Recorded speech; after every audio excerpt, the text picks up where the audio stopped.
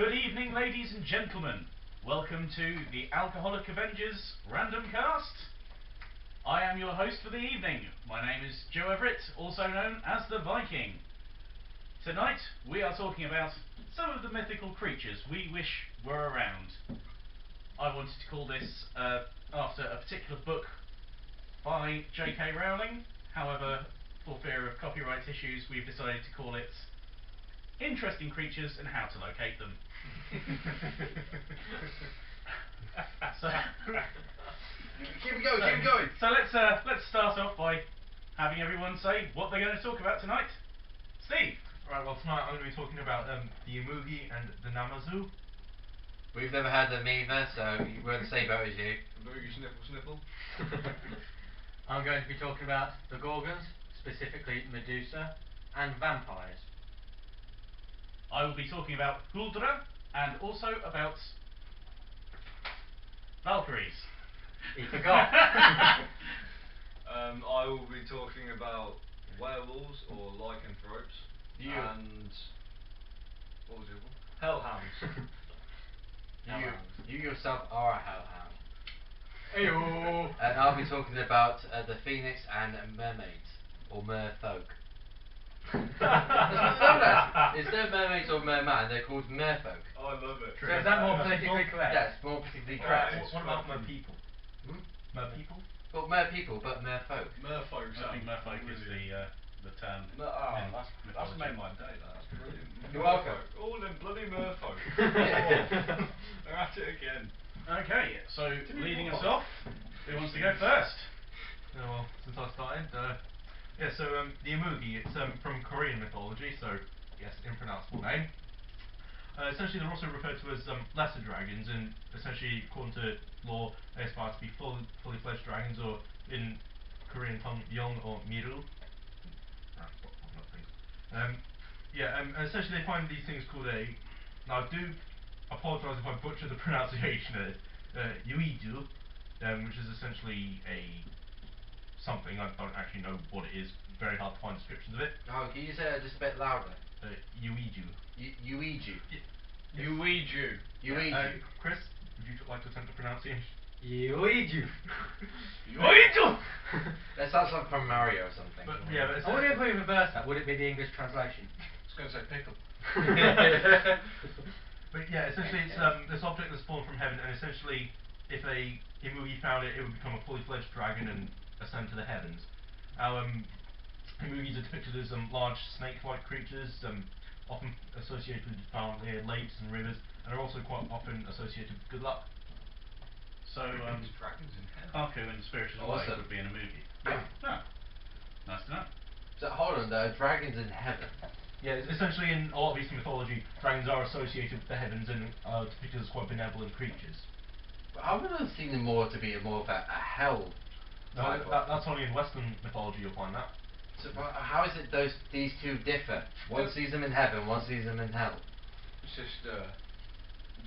just belief system. geometric beliefs, isn't it? Yeah. In a sense. I mean, different culture, different beliefs. Although I have found it rather interesting that dragons are depicted pretty much all over the world back before they had telephones or could communicate with other countries. So you're just possibly thinking, were they actually real, or did everyone manage to make up the same story? Your thoughts in the comments. Yeah, that would be actually something I'd like to hear out, because I've always been fascinated with dragons and sort of the lore behind them. So I want the Komodo dragon. No, you don't find it. It will eat you. I want Charmander. I don't think it I could leave it in the shed and chuck a cow in every now and again. It doesn't want to be fed, it wants to hunt. You just hear me chuck it, just like my neighbours just mowing the lawns, like, morning, and I'm just like, right, just with a cow shoving it into the shed door. anyway, Chris. Yes, so the first one I'm going to be talking about will be the Gorgons. Specifically, Medusa. I mean, most people know that gazing upon her would turn you instantly to stone. The origin behind that was that she was one of the most beautiful women in Athens. And her beauty was said to triumph the gods. So it was Poseidon who came down to earth to fornicate with her, trying not to swear. So she was running through this. Fish bloke. like. Yeah. Yes. That's Yeah. a fish bloke. That's a isn't fish it? bloke, He- yes. He's a fish bloke. Yeah. Isn't That's he? exactly A right. merfish. No, he's not. No. He's not a merfish. He's not Merfolk. No, he's god of the seas. Oh. Yeah, there's a difference. This is now a weird grey area we've stumbled across. Sorry, we were talking about mermaids before we started. 50 Shades of Greyhound. Okay. Sorry, Chris. Please continue. Yeah. Continue, sorry. So yeah, Medusa was being chased through the streets of Athens by Poseidon because she didn't want the attention. She then ran into the temple of Athena, believing that the goddess would protect her. Poseidon burst into the temple and had his way with her anyway. Very From bad then, man. extremely, but they got so they No could such get thing away as with a it. rape whistle. No, not like that. Okay. Swiftly on. Yeah. So Athena. So Athena actually cursed Medusa that any man to gaze upon her would instantly turn to stone. From that point, most films and depictions say that she lived in a cave or off the coast of an island, believably to protect other people because she didn't want to hurt them. She only used it as a sort of self-defense mechanism. Perseus was actually one of these. Anyway, Perseus was the demigod that was actually able to defeat her and kill her by doing so using a mirrored shield to gaze at her reflection. Now there is a slight loophole into said curse because it said that any man to gaze upon them will instantly turn to stone. So therefore any woman should be alright. I thought Perseus was a horse. That's Pegasus. Oh, You don't know your Greek mythology, do you? obviously not. Do many people nowadays in the 21st century? You're the kind of person that will believe that Zeus is a chain of kebab shops. No, he's Liam Neeson.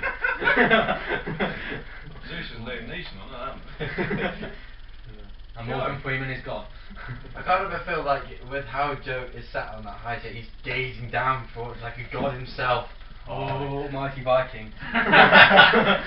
We are not worthy. My apotheosis isn't complete yet. It's downside better than ours. So, Huldra. They are creatures from Scandinavian folklore, often associated with trolls or with fairies. Now, they have the appearance of stunningly beautiful young women. Most They- like Steve. It was just a fish and chip line. Hey-oh! Stunningly beautiful women with long hair and an animal's tail. Sometimes it's a cow, sometimes it's a fox's. It depends on the exact mythology being looked at. Can it be a crocodile's tail? No. Oh, okay. There's no crocodiles in Scandinavia. What about a very fluffy bunny? Yeah, No. but a bunny's tail. Oh, is that what Playboy bunnies are? Yeah, that's where the originality came from. Now, actually, the tail is quite a big part of their mythology because they're very sensitive about it. I would be. So it's not becoming to discuss a Huldra's tail in front of them. For example, should you see a Huldra's tail sticking out of the bottom of their dress, if they are wearing a dress, you would comment to them, pardon me, miss, but your petticoats are showing. And That's really interesting. it is quite an interesting story. In fact, there was a I'd love to make one just to say that. there's a story of a small fisherman's boy who goes out to do his daily catch, and he encounters a Huldra and makes that very comment, and she actually winds up blessing him with the greatest catch of his life. Was Now- it a girl? No. Now, I'm glad you have said that because Plenty more fish in the sea. Yeah, but who wants to marry a fish? Why? No, sir. I'm sorry. Why do?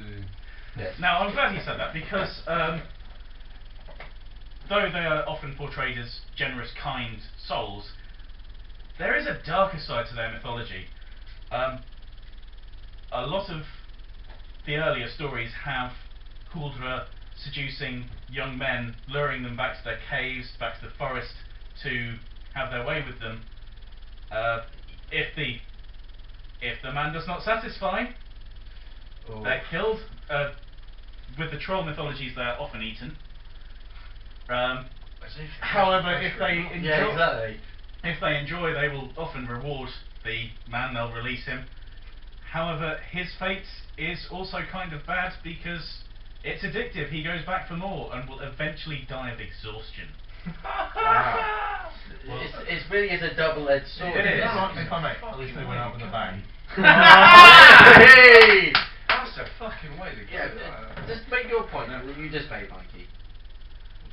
About that, is there enough pressure as it is as well? Yeah, I mean, Yeah. they've only got. Oh, well. No, What? Do you want me to say it? If he's got to fornicate or whatever with this I like that word, beautiful fornicate, young it's woman, nice. there's going to be some pressure there, I'm sure. The thought of death being And one. if halfway through the fornication she says, "Oh, by the way, if I don't like it, you're fucking dead," that's a bit. That's more pressure there, isn't it? Yes. Extremely more pressure. Oh well. Oh well. So I've got a couple more things to say. Yeah. As I mentioned before, Huldra are very, very sensitive about their tails, and in fact often seek to lose them. If you're going to the fridge, Mikey, I will have another beer, please. Yeah, sure. Just 2 seconds. Every episode. No, it's not finished with. It's not finished with. As I was saying, they seek to lose their tails, and the only way they can do this is by marrying. They will lose their tails. Some stories say that they will lose their looks, but some say that they will keep them. They will still be stunningly beautiful, but they will retain a lot of their powers and abilities. So if the Huldra is ever upset later in life, she will dominate her husband and threaten. One such method being to bend iron bars with her bare hands straight out of the fire.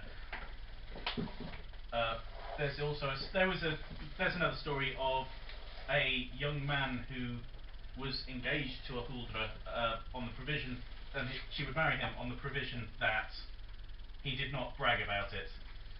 Immediately went away, bragged about it. A year later, his bride-to-be shows up and beats him senseless, and he loses his mind as a result. Wow, that's it. One final thing to say. I know I've talked too much, but These are very valid points. I love Norse mythology a little bit. Come on, you know brain. As I said before, they are often linked to trolls or to fairies. In this case, the Huldra will occasionally replace human infants. She will take her children and replace human infants with her children. So kind of like a changeling. So what would happen to the human child? That's a very good question. So That's not not, said. that's not mentioned anywhere. Maybe she raises them. Or maybe eats them. But Oh, Well, God. what it sounds like the there reason is the reason that she swaps the children is that Huldraban or Huldraban One of the two. cry incessantly, and the mother just wants to get rid of them essentially. Nice people. Yes. Sorry, you were saying yeah, something. very interesting point on what you've just spoken about. There's actually a type of lizard, I don't know the name offhand, but basically what it does, it will climb into a bird's nest, Oh, I've heard about eats the eggs, lay their own, and then wander off. You saw that on The Simpsons. I was going to say that's a Simpsons episode. Yes, but there is an actual list. I know because I checked it out ages ago. It's But yeah, it sounds awesome very episode. similar to that. So it's always possible that theory behind the mythology I see a could horn. come forward. Did you know they could fly? No. Well, yes, but I was hoping they didn't. Simpsons joke. Michael. Right. Michael. He was in trouble. I'm not enjoying the fact that I've got to follow Joe because Joe's doing a lot of research. I'm kind of doing stuff. I raised my glass for his from research. He's memory. done his stuff. Well done, He really Joe. has. Well done, Joe. I'm doing my topics from memory because I've researched both of these in the past and I know things, so I'm just go out with it. The first one I'm going to talk about is werewolves. They're also known as lycanthropes or lycanthropes. It depends on which way around the spelling is. The pronunciation. Yeah, it's just a bit different. And if you go for lycanthrope, it's literally wolf-like creature is what it translates to from Latin to English. It's wolf-like being, and they have the ability, which is nothing they can control. It is a curse on lunar activity nights. They will turn into a hideous beast, often resembling a wolf, hence the wolf-like being. And then they just end up going on a murderous rampage. There's no way to control it, but in some laws they can do it when they can sort of turn when they're angry, like they make themselves turn, and then they can control it. But that's more like a Berserker, that sounds. Yeah, because I believe a Luthenwere is the term. This what a berserker is. Yeah, because wasn't it either a wolf skin or a bear skin they'd wear? Yeah. that's more like that's more the sort of I don't know the word for it now, but we'll go with it. It's more like that essentially, where if they can turn themselves into it, they are not a lycanthrope.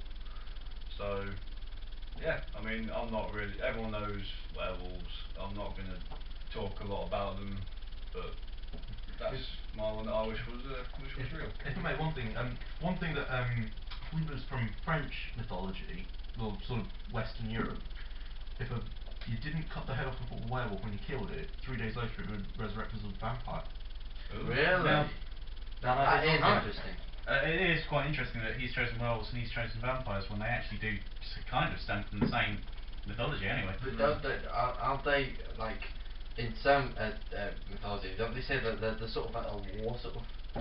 So, I think that's a later development. I think that's more Hollywood. Yeah, Yeah. I think that's more sort of pop culture taking Yeah. hold. Oh, sorry, I just suddenly remembered something. Werewolf Story, the original one there was one in France, which is the second knowing one, but the original Werewolf in Paris. The original one was in Germany, where there was a village, and a man in the village was clinically insane, but at the time, obviously, it's Middle Ages, no one knew about this sort of thing. And he was convinced that he could transform himself into a wolf-like creature at the turn of a full moon, and no one believed him, but conveniently, whenever there was a full moon, he was never around, and he remembered seeing it, but he couldn't control it. But he would then brag about it the next day to people. He'd say, "You know your little girl? I ripped her insides out last night and wore her intestines as a belt and things." He would do all that sort of stuff, and eventually he was executed. But the way he was executed was they put him in like the old-fashioned lock style things, and they slit his throat, and it took him, I think it was something daft like 3 hours to bleed out. It was something ridiculous. So it was quite clear that he was inhuman. But then the next one was in France, and it was a very similar sort of thing. But that was just a wolf-like creature that was bigger than a wolf, about the size of a bear, and it stood up on its hind legs, and it would go after livestock. But if you tried to intervene, it would then turn on humans and destroy the village, sort of thing. Interestingly, one common theory for the origin of the werewolf actually was an extinct species of European wolf that's larger than any breed of wolf today. Isn't that direwolf? Yeah. Yeah. Because there is another. Shout out to King of Thrones.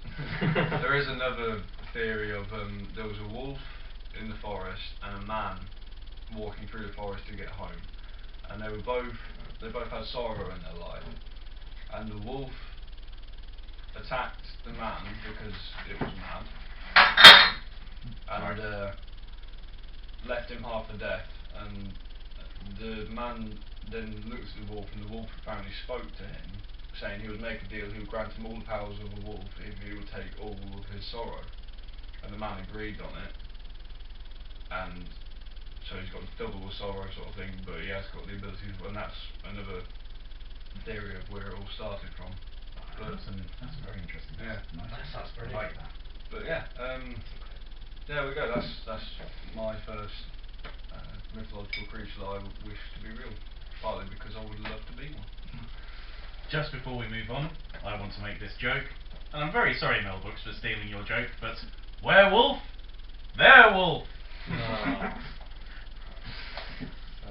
Can I shoot him? Do you own a gun? No one owns Not a yet. gun in the Have UK. you ever fired? I don't know. Have you ever fired a gun? Dude. BB. You ever fired a gun up in the air and gone R? No, I've never fired a gun in the air and gone, ah. I have. Have you ever jumped through the air firing two guns? No. This isn't Max Payne. Is it true that there is a point in a man's head where if you shoot it, it blows up? We will find out, Christopher. Let Alex go on. Oh, Yes. My first mythical creature that I wish succeeded was the phoenix. The phoenix is a very long-lived bird, which cyclically regenerates or is reborn after which it dies in a show of flames and combustion. And the myth is that it can live to up to 1400 years before it is to be reborn. Sorry. No. I was confused and then you explained it. It was brilliant. Thanks. After a while, soon after the myth started, it became a sort of a symbol of immortality and Rebirth. rebirth and survival and stuff like that. Apparently, these days, if a person has suffered a loss or a great defeat in his life, it is known as a phoenix. Oh, because they've suffered this ordeal and they're sort of getting on with their life, so they're reborn. Yeah. Oh, That's okay, right. That's nice. I See, like that. they are newly broken to Tenacious D, Rise of the Phoenix. Really, could you say the same thing about people in the Paralympics sort of thing? Yeah, they've had a major ordeal, maybe lose a limb or something along those lines, but then to overcome that and do things, well, I know for a fact I can't do. Yeah. Oh, definitely. Like I said, a man or a woman, any sort of loss or great defeat. We can't just stereotype that to the Paralympics. No, you can't. Just anyone. I was just using that sort as of- an example. Any sort of paralegic, in a sense, not like it's not like if you've lost a limb and you end up doing nothing with your life. That's not what we're saying. It's not what we're not trying to do anything like that. No, not Essentially, stereotyping essentially that it's the phrase. get knocked down, get back up concept. Come Yeah. back stronger than the power of Batman. Who's sung that? Person. There's a killer's one. There's a I knock have me down no to get idea. right back up again. Come back stronger than the power of Batman. I think we might wind up getting onto a tangent with this. Yes, we will. I think we've already hit that point. Yeah. Tangent avoided. For once. So, My next point is that there's only ever one griffin that exists. Phoenix. Phoenix, sorry. Why did I say griffin? Well, Because you're looking at the Family Guy box. That's not true. That is not true. That is not true. I think it's like a griffin, like an eagle type bird, that's orangey and red feathers. One myth I heard that if you were to acquire one of its feathers, it can bring back the dead. Really? yeah. Really? That's where the idea of Phoenix Down comes from in Final Fantasy. I did not know that. Hmm. I'm learning things. Another. So much more to learn. Like I said, only ever one phoenix is like alive. There's no like, oh, there's this one living there, or there's that one living there. So there's only one ever. Ever. There's only one ever. Because it's reborn. It's sort of reproducing itself in a sense. When it reproduces itself, Not reproduce. This is a weird sort of question. Yes. Does it have a gender? No, it bursts into flames and an egg forms in the ashes. Yes, but is Well, some say an egg. Some say it's itself as a baby. Some say it's a worm. Yeah. well, No, but Yeah. I think what Mike is trying to say is, regardless, it's a is it a bloke- boy or is it a girl? if it's a bloke and it burns into flames and is reborn, is it then a female or is it? Yeah, I somehow feel does the gender that if change? there's only one, it doesn't need a gender. No, but that's what I'm saying. I'd say it's a male. with how large it is, and Given the concept of the plumage, it would make sense. Because if you look, most birds in nature commonly have sort of very bright, very vibrant colours on them. yes. Well, I think I'd this is say very it's bright. most probably a female, because of the fact it is, reborn as a child or an egg. Yeah, I was just about to make that Yeah. point. If it's reborn as an egg, surely it must be a female. When a phoenix knows its life is coming to an end, this is another myth that it will create a sort of nest of burnable materials like wood and leaves and stuff like that, and it will wait for the sun's rays to catch the nest on fire, and it will let itself be consumed by the flames, so that it could then begin a new life. In that case, then it would be the first animal to ever work a magnifying glass. In a sense, yes. Now this might just be me being completely idiotic, which is normally the case. You talk about you must have I don't know. You don't know many people. Look how disgusted Joe looked at that. Second- Really? He's the most intelligent. Okay. Trying to compare notes right now. Okay, let me rephrase that. Okay. This whole page is Joe's Okay. notes. My page doesn't exist. Okay, you're the smartest person I know. You're the second. You're the third. You're the fourth. Oh, cheers! But anyway, going back onto the subject, this might just be something that I've made up in my head. But He isn't, does accounting. is That's it, how smart he is. Is it a thing that a phoenix's tears can cure? That's certainly a thing in the Harry Potter series. I don't know about it in the general mythology. Yes. Bear in mind, never seen Harry Potter. I beg your pardon. I don't like it. I don't like Actually, no, Twilight. it's I've never good. seen Twilight. No, but you're understandable. Him. Thank you. I'm sorry, but What about me? Twilight. No, he said he's never seen Twilight. Not the best film. You're saying you've never seen Harry Potter. Not best film. Not the That's greatest movie. technically, I've seen the first and second, and that was about it. Because we were kids that's- when they came out. And that's how you know about the Phoenix tears, because it's in the second one. Yeah, Yes. Chamber Yes. of Secrets, because it's a Chambers. basilisk venom. That's right. Is it a real thing? I Is it- don't is know. it I don't real? know. I don't know if it's part of general mythology. Do you know? Answer Answers this in the question and prove that I'm fucking stupid. Or just generally stupid. Or just. We will have a beat there. Yeah, we'll have definitely on the beat. Right, quickly, back to Steve. Anyway, okay, this next one's from Japanese mythology, and it's the Namazu. Now, the Tell us Namazu about the Namazu. 'Cause I really like this, despite the sound of the name, sounds really interesting. It sounds like a curry. Well, actually, it's a giant catfish. A catfish. Yeah, Oh, giant I know catfish. this. I know something. Oh, alright. No, don't. No, let's not take your thunder. Don't take your No, thunder. I've heard it, but I don't know. Right, so essentially what the Namazu is, it's a giant catfish that lives essentially under Japan. Is it Right. the size of Japan?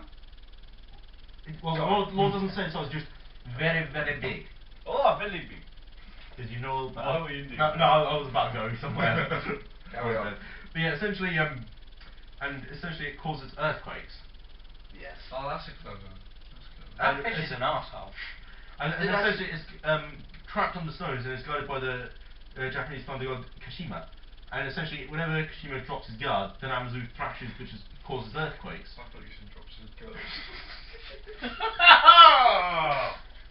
That's the thunder. That's what shakes all of Tokyo and Japan. Whenever he takes a dump. Oh, I'm sorry.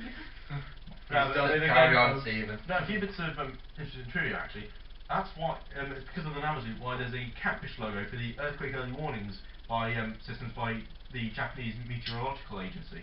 That is very interesting. And also, the Pokemon Viscatch, his Japanese name is Namazun, and a signature move earthquake, and actually caused a banned episode in Japan.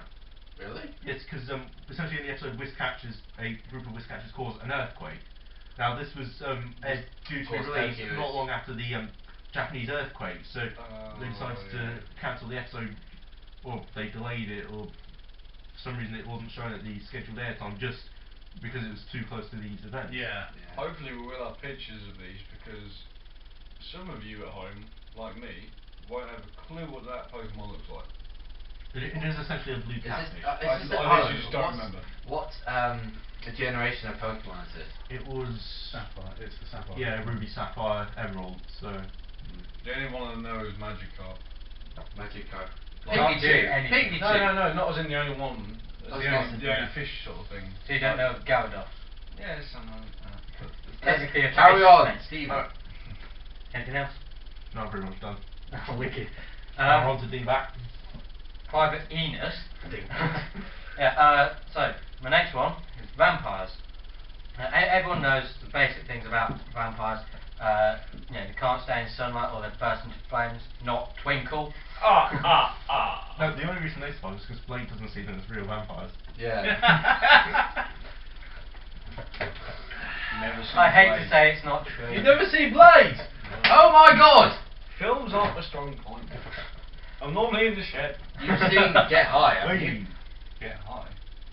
Who is it that's seen How Get High? How High, Yeah, I sorry. see it, yeah. You've seen How High? Sorry, Chris, carry on. Yeah. Tangent in there. Yeah. So yeah, everyone knows the basic weaknesses of Good save. powers. They burst into flames in sunlight, silver bullets kill them, steak, made of wood, not meat. Interestingly, about them, they would So say you go for a steak right a now. monk Mad cows. a monk it has to be from an Yeah. ash tree. So in case you missed that, because Alex and Michael were talking, Sorry. apparently a steak to kill a vampire has to be made out of an ash tree. In some. Well, Yeah. in some. Isn't it a white ash? Yeah, I believe. I heard it was white ash. That is mainly from Vampire Diaries. I did not know that. I like to I watch did not see Vampire it. Diaries. It's brilliant. So you see Vampire Diaries, but not Blade or Harry Potter. Nope. Well, what you're talking about has got nothing to do with Harry Potter. No, but still. But yeah, what most people don't know is the first vampire, spoken about, or the head honcho. In recorded history. Recorded history. I've not got that far just yet. before you start, change the wording a bit because he isn't a head vampire. He's then what? No, I've not got to who he was yet. I'm just saying. Anyway, the head honcho of vampires, through writings and texts and stuff, was named Dracula. Now, Dracula was actually based upon a real person in Transylvania named Vlad Tepes. And basically, the way it went around was he was part of the Order of the Dragon, but as they didn't have a word for dragon, they said Dracul, which translated roughly becomes a son of the devil, and that became elongated to Dracula. Now, Vlad Tepes is also known as Vlad the Impaler. What he'd end up doing would be drinking human blood out of the skulls of his enemies and shoving spikes through them and mounting them on a hill by his castle. Grab this one, would you, Mikey? Carlin, please. I've got one left. Do you know he I don't know if you're gonna mention this. He impaled over 300,000 people. I was getting to that. Stop sitting in sunlight, Mikey. But Vlad the Impaler ended up impaling. Do you want to just do this bit? He impaled a hell of a lot of people, and it was said that. Chuck at me one as well, Mikey. Apparently he was actually able to defeat an army greater than the population of his empire of where he was ruler. Allegedly on his own. In a rescue, sure. Weird. We have whiskey smelling. Furbies? Oh my god, my drink has changed! Anyway, so as I was saying, Vlad Tepes ended up killing a shitload of people and impaling them. I think Mikey quite rightly said it was something like Over 300,000 at one time. and it was said that. How's that possible? Well, one after the other, I'd have thought. But it said that. All on one pole. That's one massive pole. The pole, not the race. What makes anyway, it was said that he ended up defeating an army vastly greater than the entire population that he had command over on his own. At least that's according to what people have said and the belief system behind it. Right, that's Just one thing to add to vampires, quite an odd little fact. actually, vampires. No. No, they But, real vampires vampires actually don't have sparkle. Vampires have a slight obsessive compulsive OCD. Yeah. OCD, yeah. Obsessive compulsive So- disorder.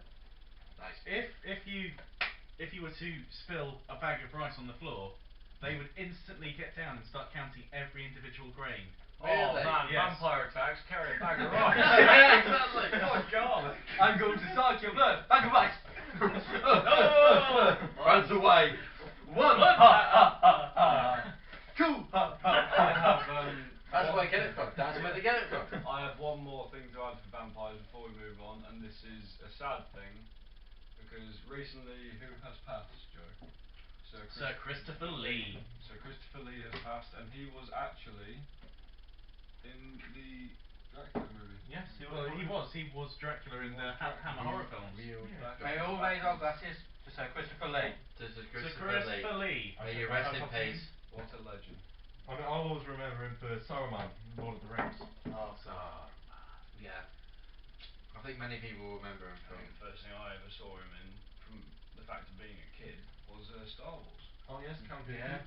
Mine But was. then it was yeah. like Nosferatu and stuff like that. And also Scaramanga, Man with Golden Gun. Yeah, Yes, I he think was. that. He also played Frankenstein. Yeah, Did in the he? Hammer Horror. Yes, he was He the, played Frankenstein's he was monster. one of the Frankensteins in Hammer Horror. Amazing. I did not know that. Like First time I saw him was in Sleepy Hollow. So yes, rest in peace, Mr. Lee.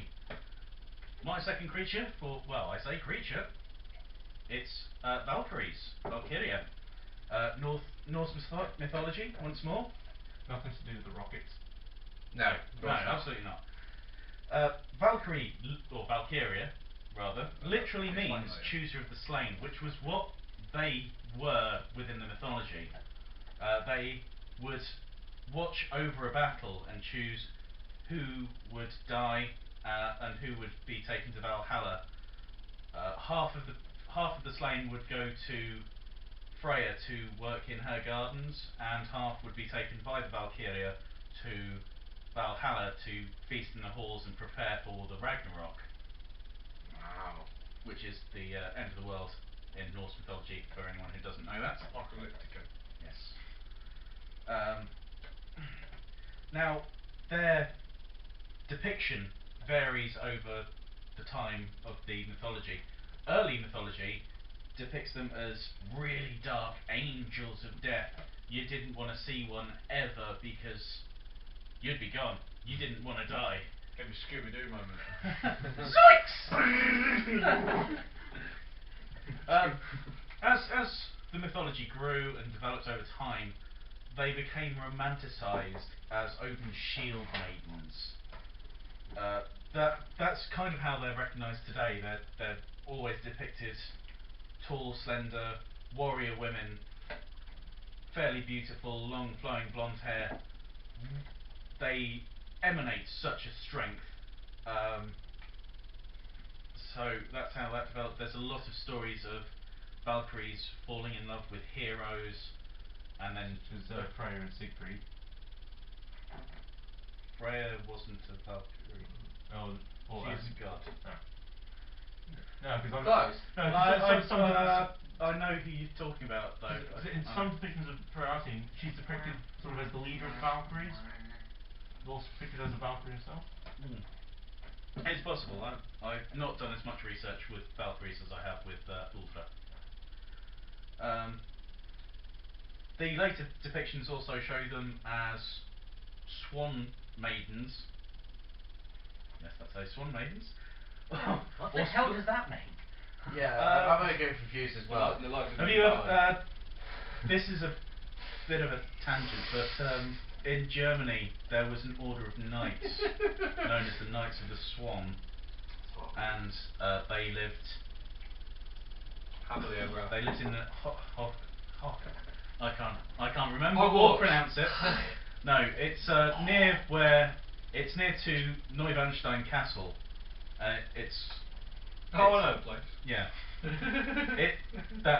Neuschwanstein is a very classical looking castle, but Like it's just Goldust. plastic. It looks like the Disney castles. Oh yeah. Yeah. Isn't it on the side of a mountain? Yeah. Literally got on a I've cliff. seen that. Yeah. Yes. I Yeah. do know that. I wasn't lying. For once. It's, I all, am. it's as fake as Disney as well. The only thing missing is the monorail. This is a dead Mickey Mouse.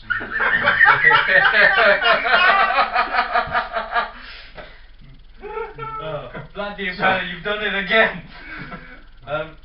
Yeah, so they were depicted as swan maidens or beautiful mounted Amazons who would fall in love with heroes and were very much more vulnerable than their predecessors. One such example is Gudrun, or Gudrun, I don't know how to pronounce this. Huh? If you can pronounce ancient Norse, I'll be I'd very say impressed. Gudrun. I'd say Gudrun. Which one? Gudrun.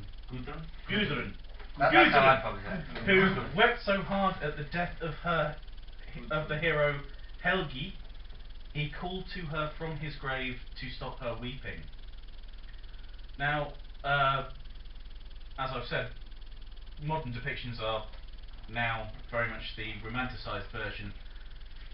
However, a lot of the modern versions show them carrying weapons, which wouldn't have been the case because they themselves were not warriors. The idea of Viking warrior women was a myth created by Christians. Doesn't exist. Who were Christians do exist. When the Vikings and the Christians collided, Oh, as come it on, were. that's allowed. Sorry. No. Oh, I don't know if it is. If anyone heard Alex's comment, we deeply apologise. It is his own opinion. We're not, down on anyone of any. Christian religion. is all about free will, and I have the free will to what I just said. If anybody heard it, We're gonna die. we're not gonna die. You're Anyway, going to burn and Joe, get We're not gonna be burned at the stake. We are like. Oh, Tommy sorry, Lee Jones. sorry. No, Tommy Lee Jones. Yes. Sorry. We're like Tommy Lee. What's and on Nikki Six. We're the toxic twins. We're the ones that no one wants in the podcast anymore. Yeah, pretty much. May I continue? Yes, Professor Now Snape. don't do it again. Yes, as I was saying, the idea of Viking warrior women was a myth created by Christians who were in disbelief at how free women were in Viking society. Compared to women in what society? In other Western societies, Where women such were- as Christendom, Where women were typically thought of being in the home, looking after the children. there was a very stereotypical role for women in that other society. And these Christians who were in disbelief would write stories about women warriors who would then be defeated by a hero who would only use his aura of virility. Not joking, that's the quote. Aura of virility and manly good looks. Jerks.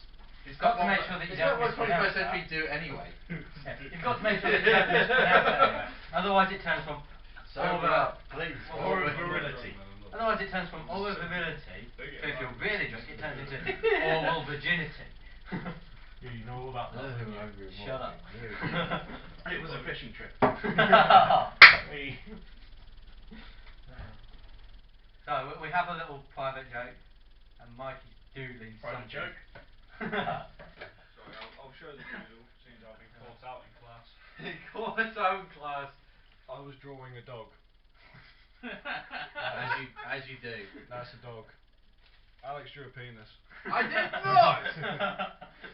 Jesus Christ, How dare you bring me down with you? Remember, I have to edit this. See me after class. I didn't draw I bet that. your teachers said that to you a lot, To didn't be they? fair, that dog thing. It was a fishing trip. That was Yes. for the bloopers, I'm sorry. I'll bet it was. Right, my second. Oh no, Joe, you finished. Oh, Yeah. I was That's saying why I was looking at him. Oh, sorry. My second mythical creature. mythological creature is a hellhound. A hellhound is exactly what it says in the title. Does what it says on the tin. It is a hound that belongs to the devil that lives in hell. And what it does is, once you've made a deal with the devil, no matter which way you make the deal, as long as the deal is like officially made, handshake, contract, whatever you want to do, however it's done, you're normally given 10 years of allowed your soul. if you do like the crossroad demons, is where you plant a sort of box in a crossroad and a demon will show up and you say, I want to be able to play guitar like no one else, like the best guitarist in the world, and they'll go, okay, you can get this, but in 10 years I'll get your soul. And sure enough, that'll happen, and it'll all be swell. And See, then what would actually happen if two people did it, say like 1 year apart, I want to be the best guitarist in the world, because therefore the deal with the first person would then be broken if the second one's better. Probably, yeah, but this is more, I'm not concentrating so much on the deals themselves, I'm concentrating on what will happen when the deal ends. Yeah, So the deal itself. So once the deal itself is up 10 years to the day, there's about a month before they start to go insane. Like people will start to lose their mind, feel like someone's after them, constantly get worried, scared, all this.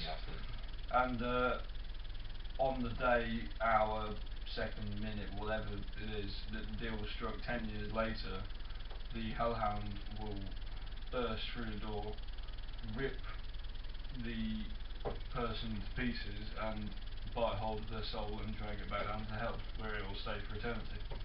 Zool! I don't quite understood the devil's deals. I mean, what's the point of having something for only 10 years and to have it then taken away, or not itself? Yeah. That itself taken away, and you yourself. It's a strange concept, I have to admit, but I would go into like detail about telling you what the hellhounds look like, but there is no descriptions anywhere. Well, no, because when you see one, you're dead. Yeah, exactly. So you can't exactly tell someone. No descriptions anywhere. There is a program called Supernatural. I know we're name mentioning here, but there is hellhounds in that. And during the filming in that, like the episodes, even when hellhounds are attacking them, there's nothing there. They won't. It's invisible. Like they won't portray what they look like because it will offend too many people to get it wrong, and it will cause too many. It's just no one knows what it looks like, so that's how it stayed. Because also bear in mind you're supposed to be insane, so it's a concept of are they really there sort of thing.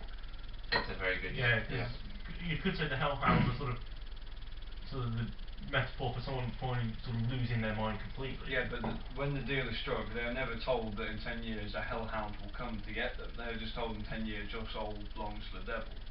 They don't say how it's taken. They're never told how it will happen, but then there's a singer who supposedly struck a deal with the devil to be able to play guitar, which is why I mentioned it. He's an old blues singer. I can't quite remember the name now. If I find out in future podcasts, I'll Not BB. mention it. Nah. And he did the Crossroad deal, and he had a song called Crossroad Deal, and then he had another song towards the end of his life where he died. He died all of a sudden, like frantically ran out of a club, ran to his house, and was just dead on his floor. And the last sort of songs were Hellhounds on the Back. Wow. Was a song he recorded, and then they got really dark and disturbing and twisted sort of songs after that. Chilling. Yeah, really strange. That is wow. Well, as the person who's sort of driven insane, so it's possible that they might not be there and they just die of maybe some sort of curse on that line. It's more the fact of when I said their bodies are ripped apart and their soul is dragged down, from recordings and stuff like that, and like mythology, the creature doesn't actually tear the body apart. Tears the The soul. victim is supposed to feel and see their body being torn apart, but what actually is there left is just a dead, no-marked corpse sort of thing, as if you just suddenly just dropped dead. But the point I was about to say was, how do we actually know that it could be a hound? I mean, if the person is insane and therefore possibly seeing things, and this creature comes to rip apart their soul to take it down to hell, is it possible it could be some sort of other animal but blown out of proportion? A cat. Possibly, because they're evil anyway. It could be a tiger. Giant in hamster. Yeah, because it's like Sherlock Holmes' Hound of the Baskervilles. It's said to be just a dog, but a hallucinogenic sort of unleashed to the populace of that region, but to be something hell of a lot bigger and more scary. Isn't there a pub called the Baskervilles, like in Yeah. London, and when you're There's one in. no, but as That- in, yeah, no, there's as in, one There's one near down the us. road, Mikey. no, but as in there's one in London where it's supposed to be all set sort of thing, and when you're in the bathroom there, the doors are rigged so that when you're peeing they rattle and go What the- and you can hear it. What the That'd hell? help your pee, wouldn't it? No, wouldn't it? Wouldn't It's stop brilliant. it. My mum's Well, got- just think, at least if you were sitting down, you could quite easily shit yourself. And like in the women's, it's rigged up because obviously you close the toilet door if you're a woman, you lock it, and it's rigged so once the lock hits, it sets up a little timer, and after about a minute or 30 seconds or something, it starts going. Well, at least they won't be there taking selfies in the mirror for long. Yeah, but it's, my mum's been to that pub and she's confirmed. I'll find out details and stuff, but yeah. it Oh sounds man, So- that sounds proper trippy. If I may, you know what, you could say a hellhound is the Reaper's hunting dog. Exactly, yeah. Yeah, definitely. It will just go straight for your soul. Essentially, it works on a contract and a deal. Don't fear the Reaper, beware of the dog. Yeah, beware the damn dog. Fear the Reaper. Beware the damn dog. There was a signpost that I saw on Facebook that I want to buy. It says, "Beware of the dog. Also, the cat is shady as fuck." Anyway, Alex, your last thing. My second and the last mythical creature which existed are mermaids. All them bloody merfolk. Obviously, everyone knows them from childhood. Ariel from Disney. They obviously they live underwater. The earliest mermaid. Pineapple under the sea. Yes, and a talking crab. And snails and all sorts of mythical. But yeah, anyway, I digress. The earliest mermaid legend comes from ancient Syria in 1000 BC. There was a goddess by the name of Atagatis. She was a fertility goddess whose cult eventually spread to Greece and Rome. And was associated with water and fish. Legend has it that she dove into a lake and hoped to turn to a fish, fully, but only her bottom half did, and her top remained human. Fun fact for you: the word mermaid in Old English, mer is sea, and maid says woman, and woman of the sea. Oh, that's quite cool. Although you could always say that in any pub in a drunken state. It's like, mermaid. What? You see women? Yeah. Women of the sea. Another fun fact here. This is quite funny actually. Back when Starbucks originally started out, if you look for their original logo, these guys know what I'm talking about.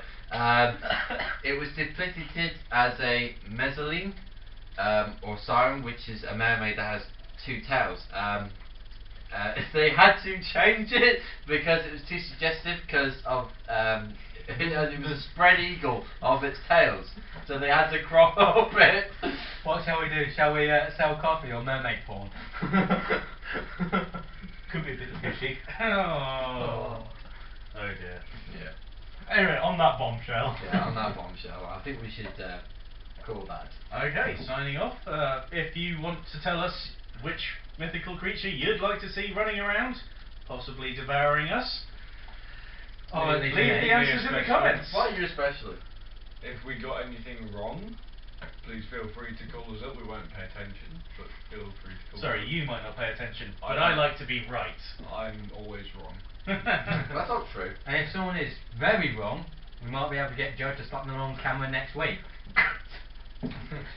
So please try not to pick as many flaws in mine as possible, because I know how hard this guy hits. Just remember it's my birthday next week. I'll make an awesome present. Oh yes. And it's Stephen's birthday next week. So that'll bring us on to what we're going to talk about next week. It is Steve's birthday. Merry Christmas to Steve. And a happy Easter.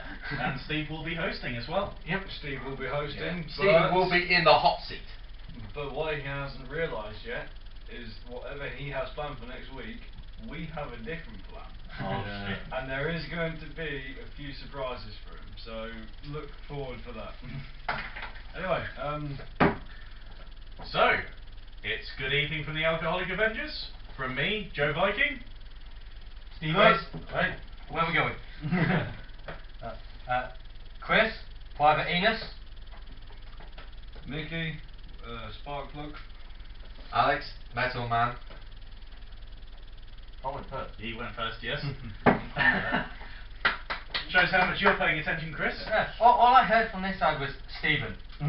And me, Alex the Metal Man. And so, we raise our glasses and say, see you next AA meeting? Hurrah! Good night.